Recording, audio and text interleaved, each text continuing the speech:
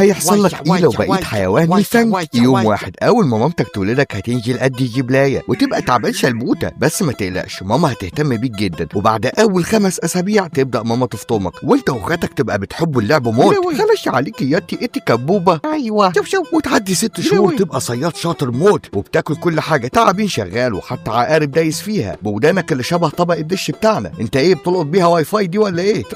وتكتشف كمان إنك بتقدر تجري بسرعة 25 كيلومتر في الساعة، وودانك اللي اتريقت عليها دي هي بصراحة ليها فوائد كتير، زي إنها مبرد طبيعي جسمك، وكمان بتقدر تسمع بيها أضعف الأصوات. بس معلش ودانك دي ولا سجادة متر في متر.